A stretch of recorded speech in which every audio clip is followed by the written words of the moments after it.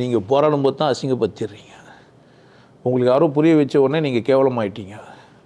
யாரோ உங்களுக்கு எதனா கற்றுக் கொடுத்துட்டாங்கன்னா அங்கே என்ன வரீங்க?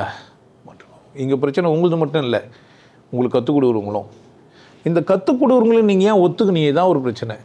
நீங்கள் என்ன செஞ்சீங்க அப்படின்னா, நீங்கள் செய்த குற்றம் எது அப்படின்னா, யாருன்னா எதனா கற்றுக் கொடுத்தா அதை என்ன பண்ணிக்கிறீங்க?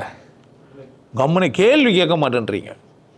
இப்போ கூட காலைல வந்தோடனே சத்தம் வந்தோடனே எதனா கேள்வி இந்த கேள்வினா என்ன பண்ணுறீங்கன்னா கம்மன் தாங்கிறீங்க. சரி, நம்ம ஞாயிற்றுக்கிழமை போகிறோமே, இந்த மனுஷனை பார்த்து எதனா கேட்டுக்கலான்னு ஒரு கேள்வியோட கூட நீங்கள் என்ன பண்ணலாம்? வரல. கேள்வியே இல்லாமல் ஆகிட்டிங்கன்னா சந்தோஷம். கேள்வியெல்லாம் ஆகாமலாம் இல்லை.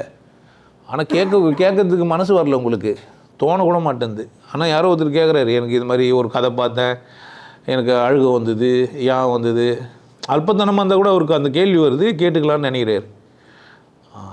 அப்போ நீங்கள் ஒரு கேள்வி கேட்காம எல்லாத்தையும் எடுத்து போய் உள்ளே வச்சுக்கின்னு தான் உங்கள் தப்பு. நான் அப்படி இல்லை, எல்லாத்துக்குமே கேள்வி கேட்பேன்.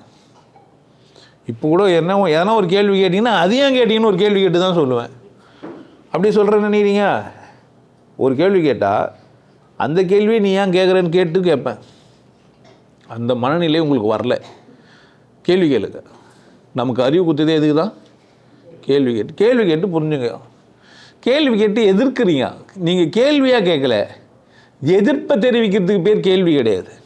ஒருத்தர் பிடிக்கலன்னா அவரை பிடிக்காததுக்காக கேட்குறீங்களே, அது பேர் கேள்வி கிடையாது, அது எதிர்த்தலே கிடையாது. நீங்கள் எதிர்த்து இங்கே கேள்வி கேட்டால் கூட உங்கள் எதிர்ப்பை கீழ்ச்சி போட்டு கேள்வி எடுத்துப்பேன். நீங்கள் எதிர்க்கிறீங்கன்னு எனக்கு தெரியும்.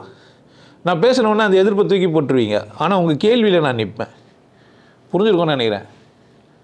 அந்த மாதிரி நீங்கள் நின்னீங்கன்னா கேளிக்கை எல்லாம் தாண்டினா ஆகிடுவீங்க, உண்மையை சந்திச்சிடுவீங்க, நல்லா இருக்கலாம்.